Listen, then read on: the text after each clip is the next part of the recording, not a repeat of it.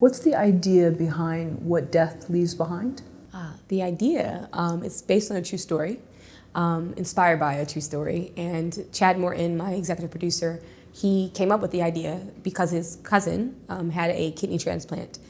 After that kidney transplant, he started to have nightmares immediately. Actually, he had his first one in the hospital directly after the transplant. And those nightmares were graphic and they were horrific. It was a man and a woman beating on each other, and it was like very much not something that connects with his life. Usually you dream in something that's somewhat connected to something that we've experienced, and it's just so far from him. He's like this happy-go-lucky guy, and he kept having these dreams every night.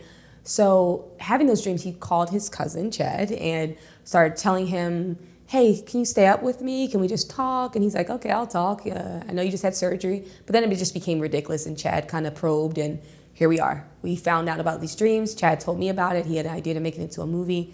I was like, it sounds awesome. And he wrote the first script that we inspired everything that we did from there.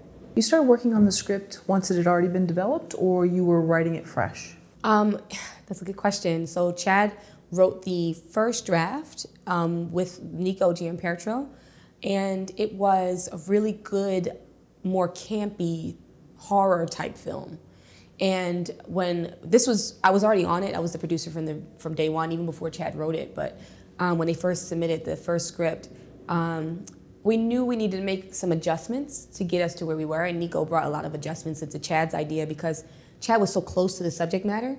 So he had a lot of reality to it. And also he had a little bit of a boundary because it's your cousin. Like, how can you write your cousin doing a bad thing or reacting negatively? It's kind of like, we go back to that being authentic. Like, it wasn't as authentic as someone dealing with something so drastic. So we had to go deeper. And so from where Chad brought it and Nico elevated it, Scott and I, the director, was my co-writer. Like, we were in the trenches together and we wrote what you now see in the film. And a lot of Chad's original words are still in there, original lines, just applied differently. And we even, while writing together, Scott and I would call Chad up and say, hey, because he's a father of 5 boys. Oh. I have 1 son, Scott has no kids. So I'm like, this is an older situation, he has some older kids. Hey, how would you say this? What would you do? And he just write it and send it to us. So it was a very collaborative effort, and it kind of was birthed in a very organic way. I enjoyed that process, that organic birthing of this thing. No one really had like a, you're this right or you're that. It just kind of worked out. And then another thing we realized along the way, especially Scott and I spoke from certain characters in a way that was better than him, and he definitely spoke from a certain character, the main character especially, far better than I could. So it was like one of those things where I could write a whole scene, and he'd be like, great, and then he'd rewrite all of his lines. And it really was like shortening them, like less, because his perspective, and I adapted it like, man, that's awesome, was that this character was dealing with so much internal turmoil. He wouldn't be saying that much even in that moment. Take it back even more. So we all had the idea of Jake, the character, the main character in What Death Leaves Behind, should speak less, but I didn't even speak less enough to get what we wanted. So he would take away, adjust. And same for me, like certain characters of his, it was like, oh, she'd go a little deeper. And it wasn't always like a man-woman thing. It was like a more vulnerable, less vulnerable thing. So the men in a very vulnerable space would be maybe something I'm tweaking. Or the woman, when she's like bringing it, she's like going in on her husband. I'm writing it because I'm married, but then Scott was like, what if she says this? I was like, ooh, that's ugly. Ooh. You know, so it was a very organic space. We wrote it together, all of us, but it also was a very, we all brought our own self to it in a very interesting way. How long did that rewrite process take? Ooh, that's a hard one. We were writing, we were writing the script even in production. We had a script totally done, but we would literally, maybe a week before we're gonna film this scene, need to adjust it because the beauty of what an actor brought last week. And I say that because we had veteran actors in our film, and this was our first feature, like our very first one doing it at this level. And how can we then tell that actor that was too much emotion? We just had to make sure we proved it. And we had to make sure we built something in that would adjust it or whatever. So yeah, we wrote, the draft that we came up with was like pretty quick. I would say less than a month. But the tweaking and the changing, I mean, it happened up all the way through production, to be honest. Like, it was an ongoing process. A night before one scene, I actually was writing and going back and forth with the actor about it. That's how free it was, because he's like, well, actually that one was actually Shira Barton. Shira Barton, I was like, hey, and she's married too. I was like, this is where it is. And she's like, you know what? I was thinking. And we're pulling from our own little moments with our husbands and then expanding upon it. And she said that and I was like, you're right. Do, change it. And before we were even at set, they can improv and things, but this is not an improv thing. This is like, what's your motivation? You're coming from a different angle. We're changing angles, which will change lines. So she was amazing. She would learn those lines like that. And the next day she's doing it. And that happened with quite a few of them. And then Vincent Young, he would change the script on his own, like at set. And it was better than what we wrote. So now that's how we're filming it. Now, of course, you now got to make sure he got all the elements, but just the way he delivered it was just so much better because he just really settled into his character, Andrew, in such a way that it was just so organic. He just kind of became him. So he would say things, I'm like, I didn't write that. Like, but that's good, go ahead, say it. So Scott, our director, he was so secure in his vision where he let everyone feel free to bring themselves into it in a way that was just free-flowing, to where everyone can feel free to move within this structure of where we're going. So I can commend Scott for that, because I think a lot of times directors or any creative, of course, we're so passionate about our vision, but we can be so passionate about our vision where we don't see that a vision is not a square cube. It's a fluid thing. It moves, it shapes. Our visions change every day. So if you're creative, you know that you can be inspired and shift. So of course, you can be inspired and shift from people too. So allow the actors, of course, have a culture where on set there is a boss. Scott is the boss here. We have a director. If he says this, that's what we're going with. But before that, what are you missing on set when you shut everybody down before you were able to let them have the experience of like, hey, I was thinking of this or whatever. So we were able to do that with this film, which I really think that the actors appreciated it. And we were able to do it because we're so small too. Because sometimes you have a studio that's like, this is what we approved. So we didn't have that. So when we're smaller, yes, it's harder because you're like counting pennies and you're moving this to have that and you're taking away from that to pay this. But then you have freedom to say yes a lot more without saying, okay, give me 1 second, and calling up 8 people to get to a yes or a no. When we were talking about outlining earlier, and you said that you don't necessarily have an ending in mind, but you know how you want the audience to feel, which I thought was great. So that's sort of your ending point. With What Death Leaves Behind, what did you want the audience to feel?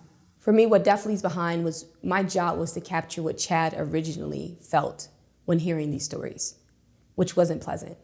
You have someone calling you and they're telling you the most horrific things they've ever seen, and it's in a dream, okay, but you're having this dream every time you go to sleep. So that feeling that Chad had and then told me about, and then I had that feeling, that's the feeling we needed to give the audience. I don't necessarily want to make someone feel bad, but it's not gonna feel like, wow, it's gonna feel like, oh my gosh, or, oh, okay. Like it's a feeling of tense, it's a feeling of unsure, it's a feeling of care and empathy. It's so much into that, it's layers of the feeling that you leave with. And so much so where when we were on our festival run, we would have Q&As that were supposed to be 10 minutes or 15 minutes. They would be 45 minutes long and the theater is kicking us out. Because people the empathy that we saw for these characters was amazing. And it's not just like, wow, we did it, we wrote, but it's like, this deals with a lot of real issues, our movie. It's an entertaining psychological thriller. It's gonna make you feel, suspense and have you guessing and the mystery of it, trying to unveil, and it has a Hitchcock ending. But also there's real elements. There's domestic violence in the dream. There's kidney and dialysis issues. There's transplant issues that are very real for, America especially. Like, we have so many people waiting for transplants and dying. Like, it's like, these are morbid things that are real, but also we're entertaining. So I wanted them to feel entertained, but I also want them to feel a sense of responsibility and a sense of, I care for that person on screen. So if I interact with someone that's going through any of these things, I might interact with them a little different, with a little more empathy, with a little bit more care, with a little bit more understanding.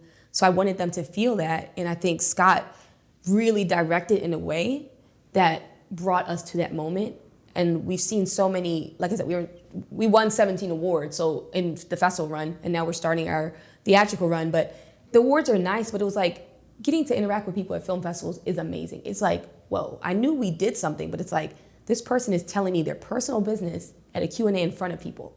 How does that happen? Because there feels like a safe space where we dealt with some really tough issues in a way that was, of course, entertaining, but also we dealt with it with a lot of care, like dialysis and kidney transplants. We had I actually casted real nurses on set to be the nurses, just so we knew we got it right. So it's like, we had people like, I've never seen a film where I felt that they really handled dialysis right. And like, whoa, that's because we brought a renal nurse in to tell us how to do that. So we trusted our vision, but we also trusted the people that we brought in to kind of guide us through those moments of sensitive subjects. And Erin O'Brien plays the woman being abused in the dreams. And she just brought just a strength and a vulnerability at the same time that was amazing.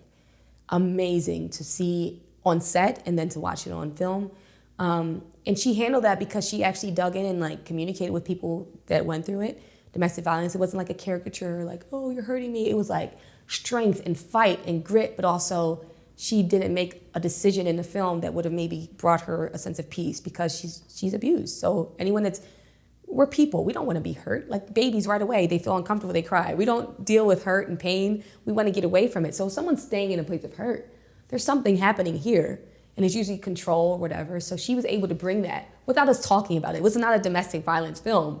But if someone's dealing with that in the audience, they see it as truth because that's exactly what that woman, that man, whatever is dealing with.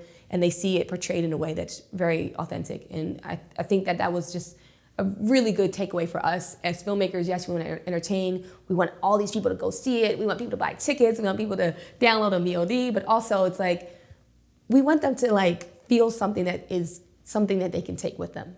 And I think that that's what we achieved. If nothing else, we achieved that with What Death Leaves Behind. And I don't know if the word underdog is the right term, but it's the main character trying to convince the medical community that this is really happening because they're sort of labeling him as he's crazy or it's his medication side effects. Yeah, so we deal with cell memory. Oh, I'm sorry. Yes, we deal with cell memory theory in the film and the idea that this guy's dealing with it and no one really takes him serious. They're like, you have a kidney, you're more healthy, be happy. And he's like, I'm not happy, I'm having dreams, I'm scared, I think something's wrong here. And you can apply that to something like cell memory theory, and it's very much a moment of controversy and people don't agree or they agree, it's a scientific theory, but just apply it to normal life. We do this to our friends and our family so often, where we don't take what their own personal journey serious enough. And we have suicides and all these crazy things that happen.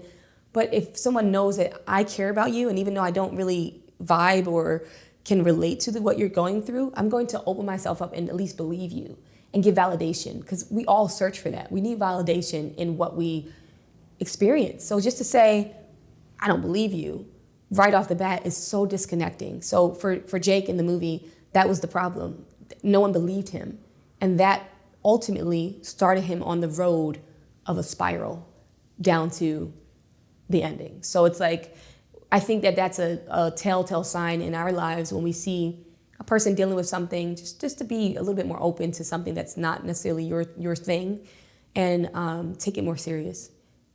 We actually had someone in a Q&A tell us that, like, hey, watching this helped me understand my brother better, who was dealing with some depression, which is not really something we deal with in the movie, but mental health really is attached to it, because even though he has a very physical problem, the way he handles it is a mental problem.